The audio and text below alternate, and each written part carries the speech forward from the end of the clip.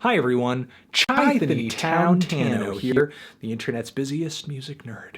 And it's time for a review of the new Lupe Fiasco album, DROGAS Light. Lupe Fiasco is a Chicago rapper and someone who you should be familiar with by now as being one of the conscious sorts of lyricists out there, a lyrical miracle, if you will. You might also be familiar with Lupe's somewhat shaky trajectory from album to album, from his awesome Food and Liquor to the Cool, and then to the very disappointing Lasers in 2011. Lupe's attempt at a pop crossover here, a really huge headache of an electro rap album. Lupe was aiming for top 40 on this one, but it ended up in the bargain bin. And it wouldn't really be until Lupe's last album, Tetsuo Youth, where I think he really redeemed himself and brought back a lot of the things that made him such a compelling artist in the first place. The conceptuality, how thoughtful his rhymes were, how great he was at sort of sticking to a topic, telling a story. Sure, there were moments on this album that were a little too cryptic, but it was an enjoyable and a very listenable experience on the whole. And pretty uncompromising at points too. But DROGAS Light sounds more like a compromise. It sounds more like Lupe Fiasco going back into a poppier direction, into a more commercial direction. It's a part of a weird pendulum swing that he has in his discography where as soon as he drops something that's kind of heady or a little out there, he has to go back into, okay, now we need to do something that's going to appeal to a lower common denominator. And I don't know why, because if anything is clear from watching Lupe Fiasco fans on the internet, and I've interacted with many, especially when I do a review that they don't like, it's that they love it when Lupe challenges them or presents them with some kind of surprise. But having said all that, this is not a terrible album. It's not a really disappointing album in my opinion. Lupe's attempt at appealing to a wider audience goes over much better here than it did back in 2011. And he does it in a way where I feel like he doesn't completely abandon all of the things that made people attracted to his music in the first place. The first third of this record consists of all of these bouncy trap beats and sticky choruses. Sounds very contemporary, very now. The song Dopamine Lit that kicks the entire album off is of course loaded with drug references to sort of play into the title of the album and the title of the song. I love the moment on the hook where Lupe is talking about how you can stream this album on Silk Road, and the very hypnotic drogas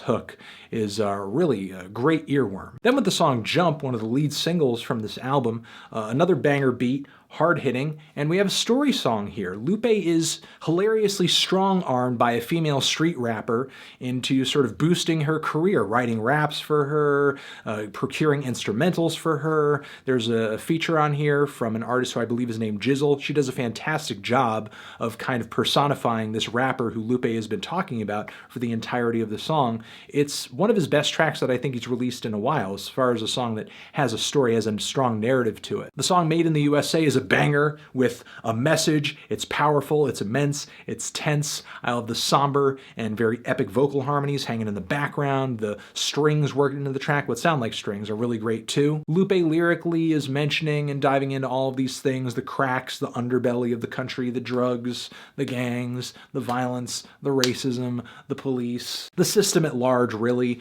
But then he goes back to bringing things into more of like a personal sort of responsibility perspective on the song GNL, where he talks about how points of view and behaviors within the black community continue to self-sabotage, idolizing drug dealers or figures like Scarface, or the penchant toward violence and the lack of unity. Also, Ty Dolla $ign on this track provides some vocals, and he does a fantastic job, super smooth, super passionate, beautiful. And the song Promises sounds like a really good Drake single. Now, it's at the middle point of the album, from the song City of the Year all the way to the song Kill, where the album falls into a bit of a lull. Like, we have all these very smooth, middle-of-the-road tracks that are okay, but they're not as urgent as the 5 songs that preceded them. The track Kill is a strip club anthem that tries to say something reflective about the strip club without actually being reflective about the strip club. Like, it doesn't say anything smart about the strip club, despite the fact that it's kind of giving off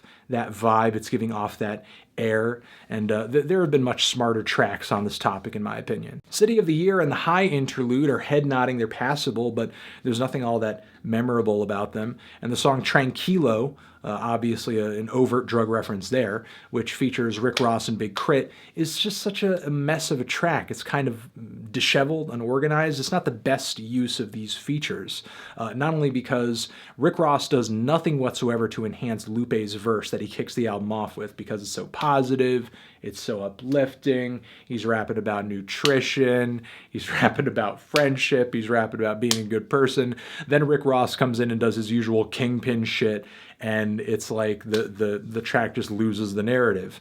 So he sounds decent on this instrumental though. However, Big K.r.i.t, this is not really the kind of instrumental I want to hear Big K.r.i.t on. It does nothing to play toward his southern roots or his style. So really it's kind of a mess of a track. The last third of the record is where Lupe really starts to lose consistency and throw out some of his worst songs on the entire record. These are exactly the kinds of choruses and instrumentals Lupe fans don't really care for, have expressed that they don't care for on numerous occasions, and yet he continues to gravitate toward them, even though he puts out his weakest material time after time every time he does this. Like with Pick Up the Phone, where the hook sounds like something off of a John Bellion album. It's like just some bad top 40 Ed Sheeran white guy strumming a guitar hook that doesn't really complement Lupe's style, or at least what the style that we want to hear from him anyway. It's Not Design and Wild Child have these sort of disco flavored dance grooves hanging in the background that